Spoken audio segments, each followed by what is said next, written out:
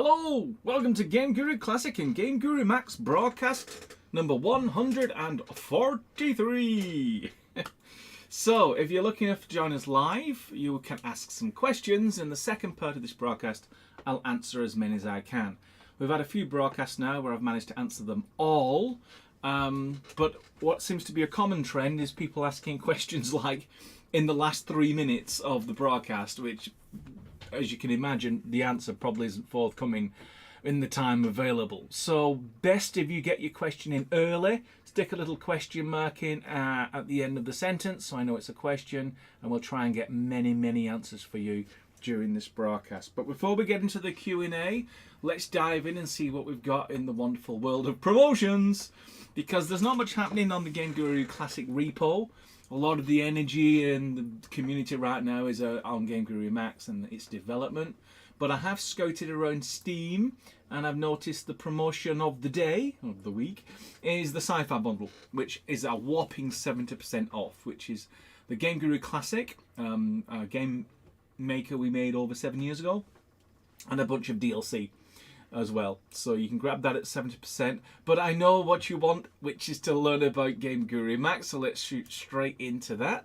And as you may know, we are in the process of leaving early access and aiming for a release candidate phase version 1, which is not too far off. And I've got some news and I've got some demos about that. But before I go into that, I just want to highlight some of the DLCs that you may have missed. We released some DLCs and we did some announcements, but I don't think the announcements were thorough enough. So I want to mention this. I may have mentioned it before, but I'll certainly mention it again. It's now available. It's released. You can get it right now. It's the GameGuru Max Cyberpunk Booster Pack City Streets. One of a number of Cyberpunk flavoured DLC, if that's the kind of game idea or generally the kind of idea that you want to aim for. And this is a great DLC because not only has it got a lot of game-ready assets, but it's got a nice little folder full of, as you can see here, snap together stuff. So you can actually, you don't have to keep using the same city street or the same building. You can basically build it up from slabs at a time to create something that's unique to your game. And the other one I want to show is, I probably haven't mentioned this in the broadcast, which is the Fantasy Booster Pack Lake Town. So imagine not like a full-on medieval city. Think of something like on the edge of a very small and out-of-the-way fishing village. So all the things you'd expect with that, some sort of marina, sort of, what do you call it, the thing that juts out. Jetty, yes, the jetty, and all the buildings that are associated with. So again, you've got lots of object types that you can use. Now, just to remind you, just a refresher on how we classify DLCs. Booster Pack is what we've been doing so far. The very first DLC that we did was a game kit. Now, a game kit is one where it will include everything like characters, weapons, objects you can collect, and scenery. It's the biggest of the DLCs and we call them game kits. The next one down is the Booster Pack, which is a large collection of a certain theme. And so this is the Lake Town fantasy theme. So there's lots of screenshots you can look at, big description of it, video. So go check that out, and I'm looking forward to seeing what you create with these assets. And as you notice, the naming convention, Fantasy Booster Pack Dash Lake Town, you can probably see where this is going. More DLCs of the fantasy theme dash whatever the sub theme is. Reason being, you'll be able to mix multiple DLCs together in a single game project, and you'll have a level of consistency. So it won't look disjointed as you move from one part of the game to another, and it's like, obviously, maybe different artists that are creating them, but it has this common theme, so your game will kind of work. So that's just a little bit of a sneak peek into our name conventions, and I will reveal more as future DLCs are released. Some exciting plans we've got for you. Quite a list of artists who are signing up to help create game assets for you. And just as a little codicil and a reminder, I know I'm repeating myself, but in broadcast you kind of have to repeat yourself. These DLCs are not distracting the core team from fixing bugs and adding features to the core GameGuru Max. These are third-party artists creating the art and testing them. All we're really doing is wrapping them up in a little bundle and then putting them on Steam so you can get access to them in a nice, easy and convenient and high-value way. That's that. So let's now move on to what I want to talk about, which is this little page. Big glorious number here, 15 open. What does that mean? Well, if you remember last Wednesday, we had 42 high priority bugs that needed fixing. Well, as of now, we have 15. Obviously, there's still some out there that need to be confirmed. We've just released the EXP and the release candidate build, so people can confirm that fixes are indeed fixed. So that 15 might increase a little bit if we didn't quite get it right. But as of right now, these 15 are the last 15 bugs in the high category. Once these are all fixed, we're going to look at the mediums. And I think there's around 300 bugs reported in total from the last 12 months. So you can imagine sorting through 300 more issues to figure out, are the bugs still present? Are they actually low instead of medium? Should they be highs? So we're going to tackle these 15 which have been clearly identified as highs, and then we're going to go and look at the rest of the bugs. And as well as that, there's other things we need to do for the release, such as new videos, some collateral for marketing, screenshots, finalising the manuals. You get the idea. And of course, lots and lots of testing of the hub demos and any other projects that are sent our way. The only big serious showstopper that we've listed right now is this one. At least one user has experienced a black screen when they're running on certain AMD cards under certain drivers. We are narrowing down on that, but we've not quite solved it yet. Hopefully, we're going to get that cracked this week, and that removes the last of what I would call the you can't use GameGuru Max at all if you just happen to have an AMD card with a particular set of driver. All you're going to see is a black screen, which is not great. So that's the only one that's like super high critical serious. The rest are also serious, and they're all going to get fixed for launch. That's not a problem. It's just we're prioritising on these ones. As you can see, it's squarely divided now amongst me and Preben.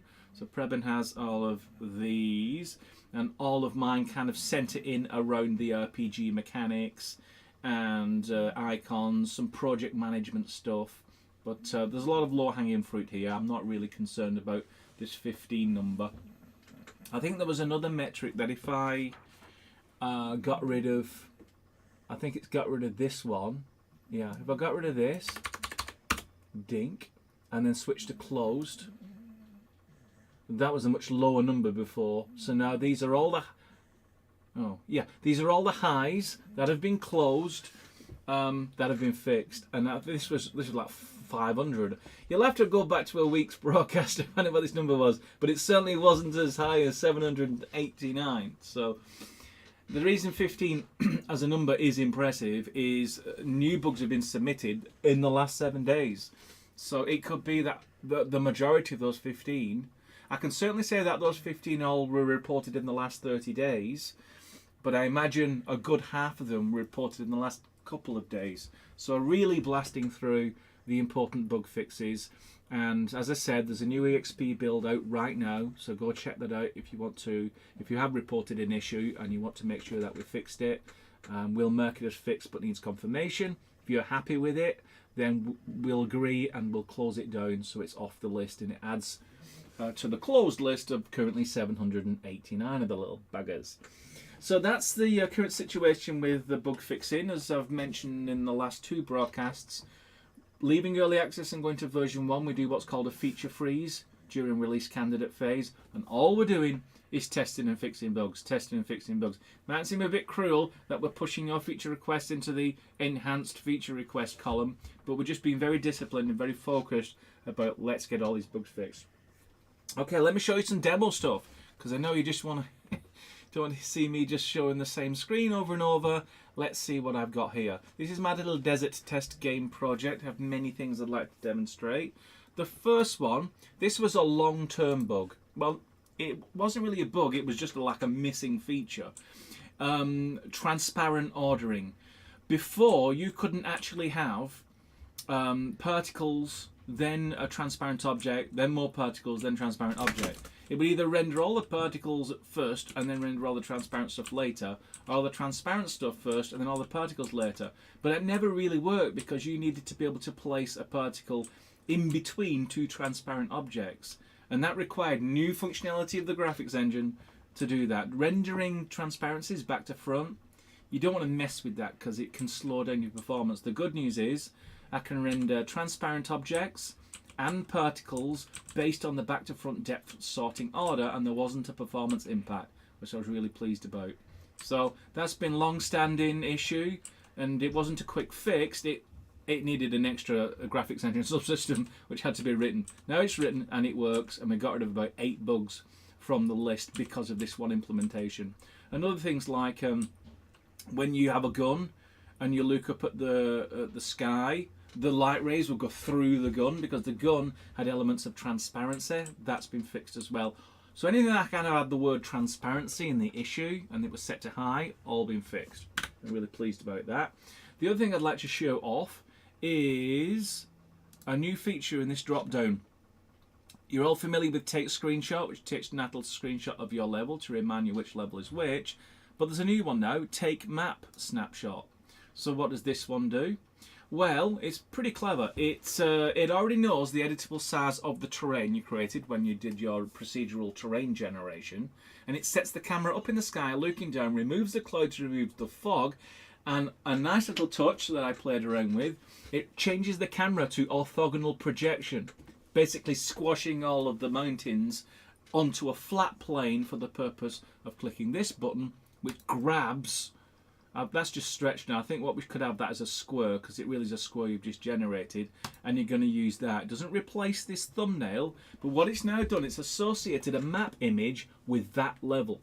So maybe you've got a game project with 10 levels, and all the levels are different. You can't use the same map image for all 10 levels. So that's what that feature does. It does a grab of whatever the level is at that particular point, creates it as an image, and then, you can imagine, if I go into this level and press play, and press M, zoom out, you can see this is the image we've just grabbed, and you can see in the little mini-map in the top right is the same image.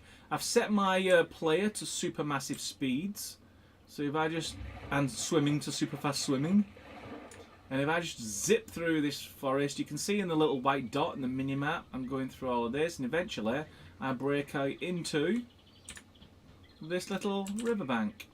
And the little dot follows me around, and the zooming in bit of this is also tied to the minimap, so you can see you've got more granularity as you're moving through the forest. And what's also pretty cool is, yeah, you're not ever really supposed to go this fast.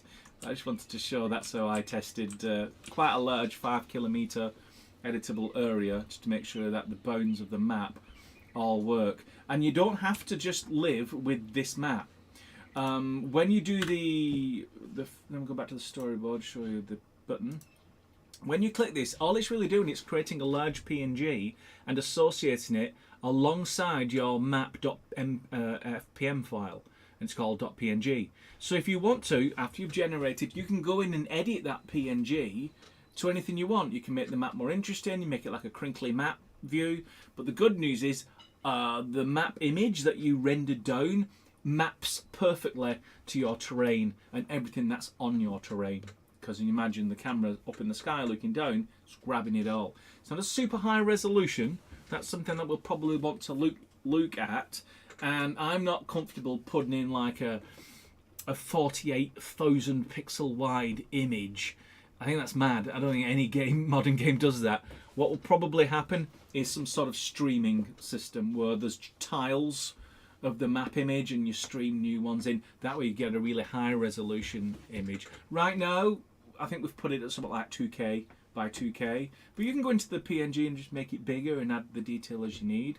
But we'll see how that feature goes. Right now, super missing feature if you had more than one level, because you could provide the image through the HUD editor, but what if you had 2 levels? It wouldn't work, which is why we needed to add that feature. I'm pretty pleased with it. The final thing I'd like to show you, it's still work in progress, because if you notice that 15 high priority issues left, 2 or 3 of them were related to this.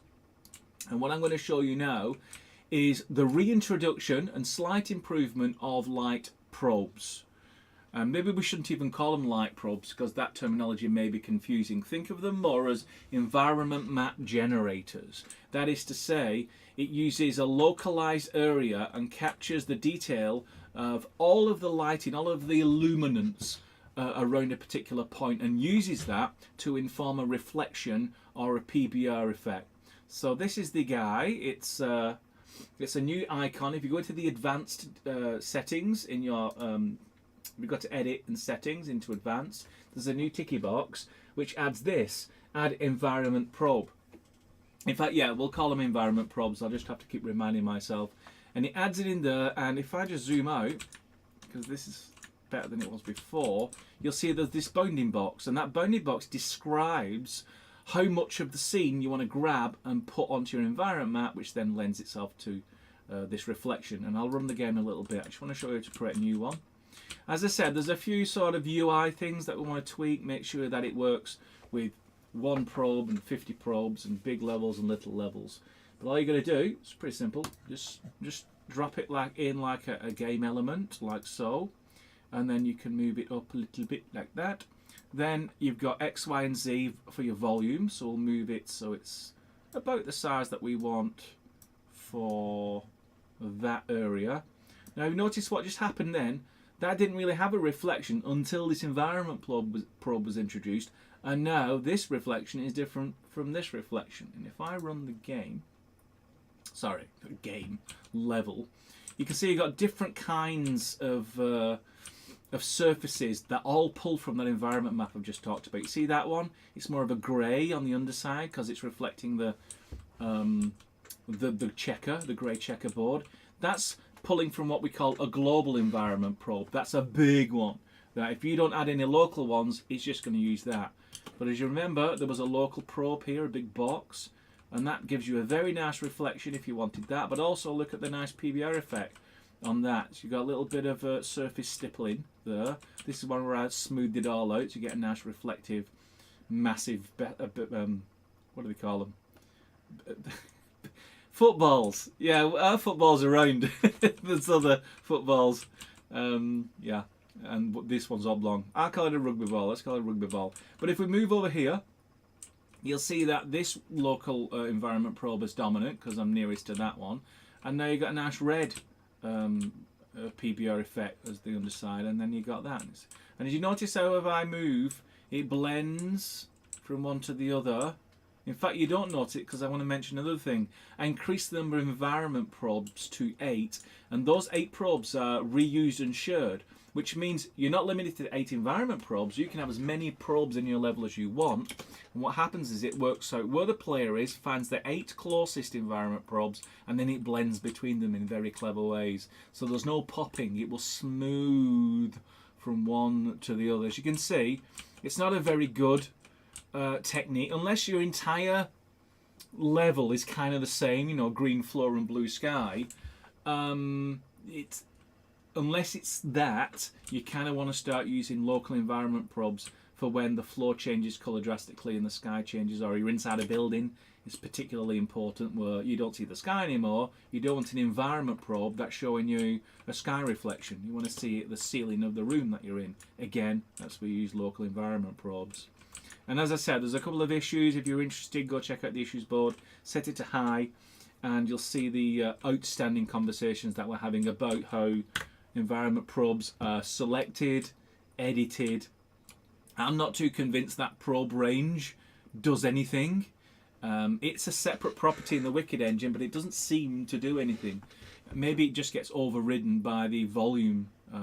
Another thing about, just to show you that, you know, we have actually gone that extra level, is if I just select this environment probe, one of the critiques is that that dot's too small, make it a bit bigger, is you can actually rotate your volumes as well, because you imagine you might have elongated rooms or rooms that sort of aren't on a north, south, east, west axis alignment, and your volume sometimes. But here's the thing about environment probe volumes. They have to be inside the thing that you want to grab.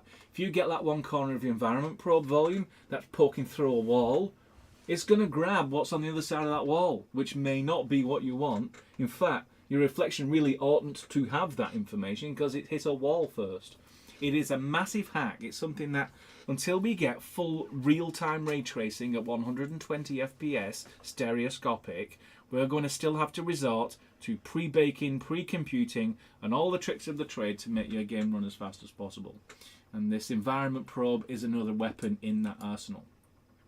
So that's what I wanted to show. I'm pretty pleased with it so far. 15 bugs. We'll say goodbye to those before the end of the week. A few more UI things, then some work on the built-in tutorials and the official video, and as I said, some more. We've also done some work on behaviors. We've fixed up a lot of the objects, like the materials assigned to objects, and work proceeds on many parallel lines to make sure that all the assets are available for a good version 1. So let's, without further ado, move to the second part of our broadcast, which of course is the Q&A. Okay, I'm going to grab the live chat. I'm going to scrolly to the top. I'm going to check the clock. And the clock tells me it is 26 minutes. We were 5 minutes late into this broadcast. I apologise for that. So real time, 21 minutes in. So I'd say we've got a good 10 minutes for some questions, if there are any. So anyone with a question mark gets an answer in chronological order whilst we've still got time. That's the deal. And the first person to come in with a question is Duke229. Can vegetation and terrain textures be changed? Not for version 1. I mean, yes, you can choose from the textures in the biomes, and there's plenty to choose from, and choose lots of different grass types.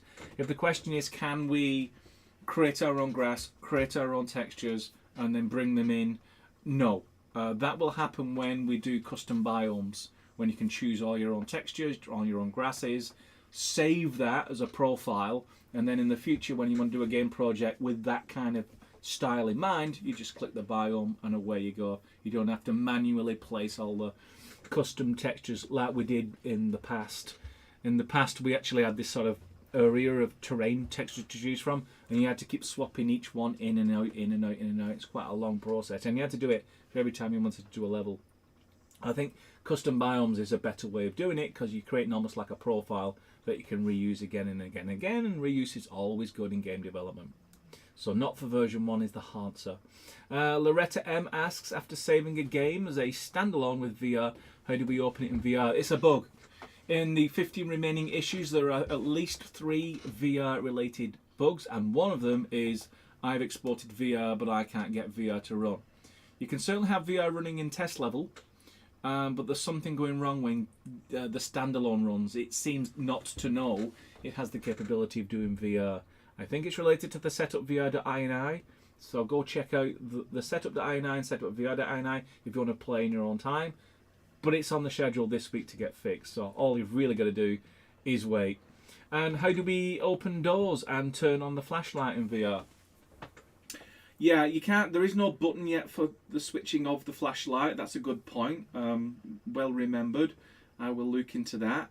Opening doors, it's the trigger. So it's the similar to pressing E to open door. You run up to a door, press trigger.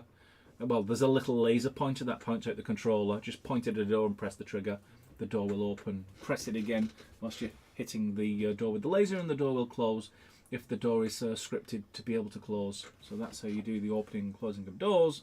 But yeah, the flashlight, seriously running out of buttons, but I'm sure I do have buttons. There are A, B buttons on the left and the right, and I don't think we've used 2 of those 4 buttons. So maybe there is another button we can use for flashlight on and off. It's not the only way to do that in VR. Sometimes there's like a pop-up context menu with 1 button, and then within that you've got options to select on and off lots of things. But it's all about the flow of the gameplay and whether you need it on a button or whether you've got the time to be able to open it up and configure something inside like a little UI. Now if you are playing with the VR right now, you'll notice that in the RPG HUD screens that works. So you bring up the whole HUD and you've got a laser, and the laser controls the pointer, and then you press the trigger, and that's the similar to a mouse press. So think of that, but maybe a little smaller panel that just pops up, blah, blah, blah, blah, blah. Another really cool thing is you hold down a button, it pops up, you move your laser and let go of the button, and that's a really quick way of getting in and out of an actual interactive menu without needing extra buttons. So lots of choices, and there's some UI conversation in one of the issues related to VR that we're also going to work through to make sure that it isn't, in the words of the report, a terrible VR implementation. Okay, indeed, yes, page up and page down will adjust height in VR, but again, in that issue, reporting on VR, apparently that's not a great way, because it's a key, isn't it? You have to take the headset off to see the key. I know you only have to do it once, and it sets it in your game, so it'll remember next time of where your height is for the next time you're playing VR. But it's not ideal, and I think it could be done through like a setup screen that pops up similar to the inventory and crafting and the other RPG HUD screens that currently work. Okay, looking for a question mark, and that is from Nikki Reed. Anyone else? Arch Bridge from the Easter collection, not have collision no matter what collision setting you put it on. Sounds like a bug, doesn't it? We did test all of the assets for the Easter DLC, but I imagine the bridge slipped the net. If you want a good choice, use Hull Decomp. Hull Decomp is the collision mode you should use for that bridge. And if it isn't already set to that, set it to that, and then maybe drop us an email, and we'll make sure that it's updated in the asset so everyone else doesn't have to do that by hand, and it just comes out the box ready to work, and you can walk over it. You know, I'm surprised that because that's the biggest asset in the DLC, and can't believe no one's walked over it. Okay, is DLC available? Yeah, we've released all the Easter DLCs over Easter. I think we released them Easter Good Friday. So both Classic, which was hidden by the way, so that was revealed. So you should be able to see the Easter DLC for Classic. And also we converted all of the assets over for GameGuru Max and released the Easter DLC for Max as well. Free of charge, of course. It was a present for Easter. And we'll look to add more to that DLC in 12 months' time based on community feedback and what you'd like to see our Easter Bunny chase or collect or squash next. Alright, I'm going to have to scroll quite a bit. Can't find a question mark yet. Now I can. Kim Isaac asks how many DLCs you have.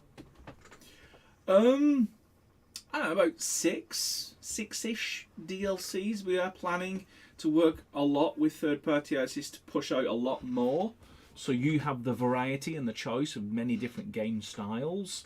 But right now, I think we're looking at 6 or 7. Just go on to Google, type out Steam GameGuru Max. It'll take you to the home page. Scroll down a bit and do See All, and that'll give you a complete list of all of the GameGuru Max Steam DLC. Question mark below that is Isle of Clint. Where can I watch some tutorials on the RPG stuff? I'd say go back through the last 2 months of broadcasts. So where are we now? I would say go back to broadcast 134 onwards, because you've seen all the nuts and bolts as we built the RPG mechanics, screen by screen, feature by feature, until where we are today. So it is going to take you 8 hours, but that's one way of doing it. And I think we are going to create 1 or 2 more tutorials internally to add to the final product, because you do want to be able to have sort of, not necessarily a user guide, because that's pretty thorough, but some videos to easily, 10 minutes later, you know everything about all of the HUD screens for RPG games. So I think we should have a video or 3 on that subject. Here's a question from Raphael. Can you add blood splat in GameGuru Max? Blood splat already exists. So if you, in fact, it's on by default. All you do is drop in a player start marker, drop in a character that has a weapon, stand there long enough, the character shoots her, you see blood splats on your screen. You can switch them on, but switch them off, but they are switched on by default. Lucas asks, is there any kind of sound manager inside GameGuru Max, as in control individual volumes, equalizer, muffle, distortion, etc.? Yeah, we used to call that environmental effects, which were quite a lot of fun back in the day when we had hardware sound cards. So you could create different atmospheres. Let's say it was in a bathroom or an auditorium or in a cellar or on a roof or in the middle of a forest, and you could set all these wonderful little conditions, and your sounds, same sounds, but they'd sound different, based on all these environmental effects. It's all pretty cool. There is no environmental settings as such in GameGuru Max. It would really be down to you to supply the WAF files for that environment, for that scene. I'm not saying it's not hard to do. It's just not in version 1 and it's not a high priority right now. I think once we've really taken a massive bite out of AI across the 3 or 4 genres that we're currently focusing on, and no one really feels that there's anything like super critical or urgent that needs going in after version 1, then there are some really good APIs, some open source tech that would add such a capability. And believe it or not, we're still using we're still using direct sound 3D, direct 3D sound, and I don't think it's the best solution. I think there's other ones out there that can handle more sounds faster, better performing with all of these extra environmental effects switched on. So if you've already got one in mind that you'd like us to look at, then please send us a link, and that will be part of our deliberations when we look closer at taking it to the next level with sounds. This is a question without a question mark, but I'll ask it anyway. Don Cathcart asks, will there be a snap to vertex option for positioning objects to a vertex to help in alignment? No plans to do snap to vertex. The majority of our GameGuru Max audience, at least in the early days, won't even know what a vertex is. And snap to vertex kind of makes the most sense if you understand the geometry of the model in the first place and you know which vertex you want to snap to and have that vertex illustrated visually on the screen. What we do have is a snap mode. It's kind of like snap to vertex, but it takes the bones of that geometry and snaps to that. So you don't necessarily have to have a fixed grid size. It figures out the size of the object and then snaps it perfectly together in terms of one of the 3 axes of that geometry. So you do have some user-friendly version, I should say, of snap to vertex, but we're not going in the direction of recreating 3D modelers at this time. Question mark, he's a bit further down. This is from Monkey Frog Studios. There are a few snap features in Max though. Have you tested them out? I guess that's not for me. Next question mark is this for me? Yes, highly. 2 probing questions. Rum pum pum. Does the player still have a probe attached to them? And 2, will we be able to pick which probes are reused when the 8 probe limit is reached? If you don't put any local probes down, it falls back on that 2-way player-oriented switch. So the way it used to work is there'd be 2 probes. One where you were, and then one where you're going to go. So as the player moves, it would basically do this sort of leapfrog of the 2 probes to give you a little bit of local environment map as you move along, which was fine, performant, but there had a visual artifacts. You knew what you were looking for, you could see it blend from one to the other, and sometimes it didn't always look proper, which is why, and it was requested by the artist that the artist wants to have control of where those environment probes are placed so the lighting is handled properly in all scenarios. I suppose the second part of your question is, do you want more than 8 lights?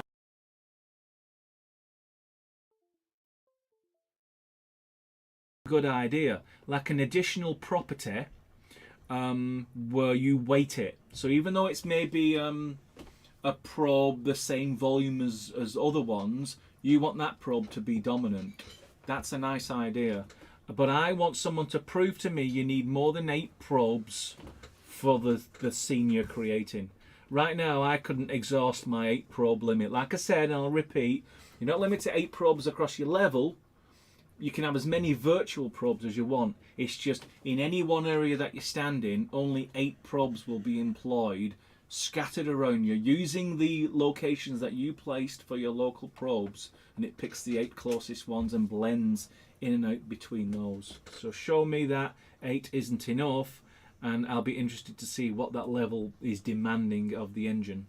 Because think about it, the more light probes you've got, the more performance you lose as you're recalculating those hardware lights from the virtual light probe list. Sorry, the environmental probe list. Another question mark. I'm going to have to dive right down and scroll now because I've run out of question marks. But it's great that there's a lot of conversation going on. It means I don't have to answer absolutely everything. and we can maybe get a lot more answers out of this broadcast. I think, I'm sorry if I've skipped anyone. Duke229 didn't put a question mark in, but question in square brackets is fine. When will depth of field be added? Not for version 1. It is available in the Wicked Engine DirectX 11 version that we're using right now. It could be as simple as a single command to switch it on, but I don't think that would be satisfactory. I don't want to just do a good enoughness implementation. I think depth of field has a lot of parameters you might want to play with, where it starts, where it stops, what effects. When you do depth of field, there's different ways you distort and blur in the post-process phase, and maybe we want control of that as well. So let's first find out what Wicked Engine, the version at least we've got, can do, and see if that's enough to justify a feature, depth of field feature added after version 1. Finally, Minimap RIP Radar. You can still have Radar. In fact, there just recently been a bug fix on a Radar. So it's entirely up to you. You can go into your in-game HUD, you can delete the minimap and leave that space vacant, and then drop in a radar through a behavior, and you get your radar back. So you can have both, or one over the top of the other if you like. Right, Meggold16 asks, any way to change the colour or image of the player location on minimap and map? Colour or image of the player look? Yeah, absolutely. It's in fact, I'll demonstrate that one. Because it's right here. There's two places. You see your minimap, you've got your map window. That's effectively like a scissor. And this is replaced with your actual map image that you generate per level. And then this map image clips that and positions it all automatically for you. So, and these little dots here, a little white one, green one, red one, yeah, those are just regular images. You can change the images to whatever you want. You can size them the way you want. And so you get full control of all of the images, all of the visual that's in your game, you get control over. Gone are the days where we've hard-coded something in so thoroughly, there's zero chance that you'll be able to customize it. With GameGuru Max, customization, for the most part, is king. And any parts that can't be customized, we have a vested interest to make sure those final pieces are also customizable. But we're not going to rush it in. We're going to make sure that it's customizable for everyone. And you don't necessarily have to be a coder or a scripter or an artist or a university graduate to be able to use the customizable features. It needs to be as simple as pick an image, choose a new image from the library, press OK, and you've customized that particular graphic. So yes, you can actually customize all of those lovely bits. Fose in Life asks, will the tutorial work with innovations, and will there be viewing from 3 people in the future? I can't really translate that question too well. Will tutorials work with innovations? All the built-in tutorials for GameGuru Max will just demonstrate existing functionality within the software. It won't go off on a tangent to explore what you might do in the future with it. I think we'll leave that for YouTube. So if we've got some sort of an aside where we talk about some clever little idea, that probably won't end up as a built-in tutorial. It'll probably stay on YouTube, and it won't just be us creating that content. It will be the community as well. And will there be viewing from 3 people in the future? I'm going to translate as, is there a way to actually have the 4 window split so you can look from top down, side on, and the other axis like a 3D modeling package? Absolutely not. That's never going to happen in GameGuru Max. I didn't like it then, and I don't like it now. Dividing up your real estate into 4 windows all showing the same thing. No, I think the future is going to be everyone wearing augmented reality glasses and on a big flat screen see in 3D where you're moving your object around your level. We're going to aim for the future. Another question mark. This is from Video Slackoff. Is there a way to have enemies and objects to respawn after a certain amount of time?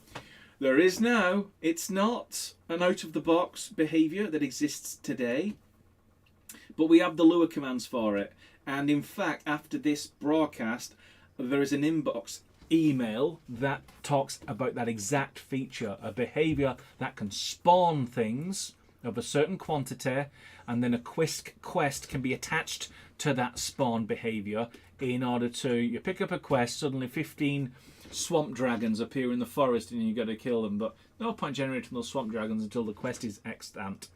So yeah, to some degree there will be spawning, whether it's a behavior, whether it's built into the engine. I'm leaning towards everything being behaviors. It's just easier for us to update it in the future. More importantly, hand over that script to the community who want to take it further. I think we've answered the snap to Vertex. Here's another question from Jim A. Will the character creator be able to edit previously saved characters so animations can be added? Previously saved characters so animations can be added. Yeah, that's a good point, isn't it? You've made a character in Character Creator, you've dropped it in your level, then later on you want to add some more animations. And the only way you can do that right now is basically remember all of your settings, recreate the character, and add some more animations on. Wouldn't it be great if you could click that character and almost import it back into the Character Creator just at the point where you exported it, and then add some extra animations or change some settings, etc. It's not a version 1 feature, but I think it's a cool idea. So please post it on the issues board. Put it something like Character Creator re-importing title, something like that, because I think that'd be really nice to see, and it's not a huge amount of work to do that, and also useful will it be. Monkey Frog Studios asks, can we get a larger environment probe game object? The current one is very tiny, making it difficult to select in a crowded area. The only reason it's that small is the larger ones were being rendered in the environment probe. And I wonder for ages why my environment probes were black. It's because they were rendering the actual game element marker that was large enough to be able to grab in the UI, but obviously too big. And it was so obviously the solution is make the grab element larger, but when you're rendering the environment probe, switch off those game elements. So it's not a big change. It's actually part of one of the issues that we're currently having a conversation to make sure that the probes do what everyone wants them to do. Within reason. We could keep going on and on with the light probes, but it's a million times better than it was even just a couple of weeks ago. So I'm really pleased with the progress on that. A question from Don. Will there be any ability to create primitives for grey boxing our levels? No, we're not doing like primitive creation inside GameGuru Max. Everything will be through the object library. So you browse the library, you find an object you like, you drag it into your level, you drop it down, boom, you're finished. Now maybe someone wants to do a little community pack of primitive shapes. So sphere, cylinder, box, line, with some interesting textures on it, with different PBR material surfaces. That would be pretty cool. You know, if you want to contribute that into the community, we'll make it part of the official build. That could be becoming quite useful. If grey boxing our levels is a sort of special tech game development term, I'm not familiar with it. So maybe you want to drill in with a bit more detail via our issues board as a feature request, and obviously then I can ask some follow-up questions in context to the original request. Looking at the clock, we are, 48 minutes minus 5, 43 minutes in. That's not too sinful. We've had longer broadcasts. I think we are... I'm going to say, we're nearly at the end of the questions, and we nearly answered all the questions. Then, of course, I had to scroll down and find last minute 10 more questions. I'll tell you what we'll do. Usual ritual. We'll find 2 questions from people who haven't got to ask a question before. And then if we've still got some time, we'll roll back and find the next chronological question. So Donna's had a question. Fearless Wee hasn't. And he has stuck 2 questions in, but he can have it all. Was Necrim's monster behaviour ever added? It may be in the holding pattern. I've been focusing on the ones that were already in, updating them to the latest version and getting them stable. There's a lot of other behaviours you've not seen yet. I think it's probably in there. So, yeah. Watch this space for those. I want to get the 15 bugs to 0 bugs, and then we'll add all the rest of the behaviours that are waiting in the wings. So yeah, let's see if the monster script is in there somewhere. And it'll act as a basic enemy.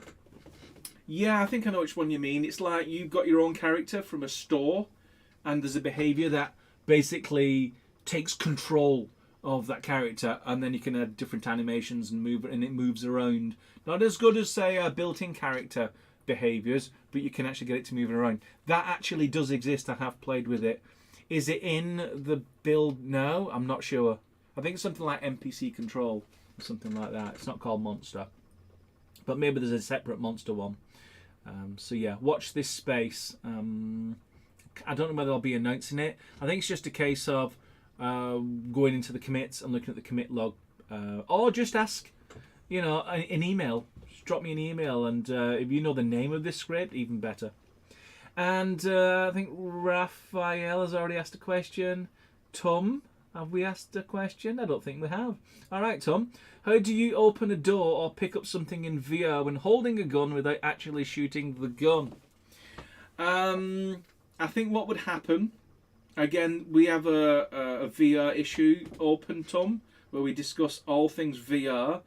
What I have seen happen is if you aim a gun at a door and the laser knows it's the door, it basically puts the weapon away. So basically it folds down the weapon, the door is interacted with, the door starts its swinging open animation, and the weapon instantly comes straight back. That way you get 2 for the price of 1.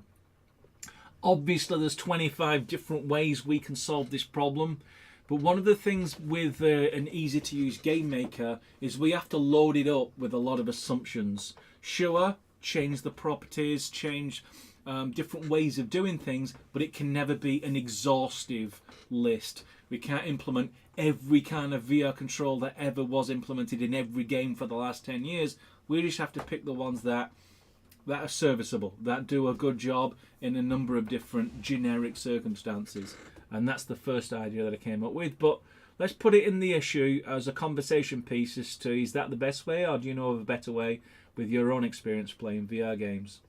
And I'm going to answer one last question from Synchro62, tireless community evangelist, and I'm going to answer that as the last one. Can we have a shortcut to guides in the help menu? It's a pain browsing to the folder, and many are unaware it's the...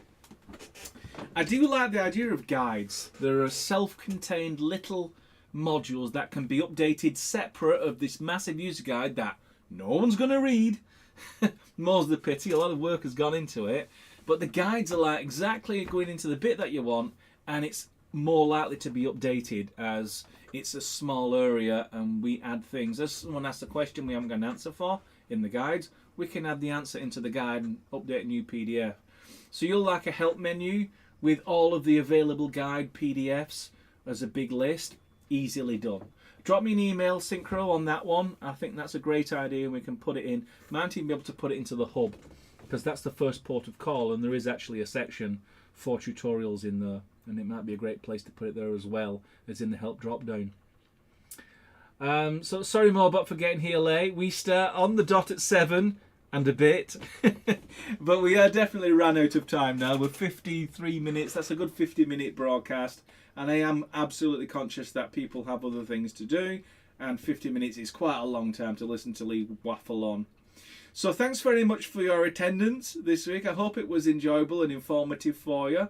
We're working really hard. We're really enjoying the bug squashing, which we finally can get to do. Now we've done a version 1 feature freeze.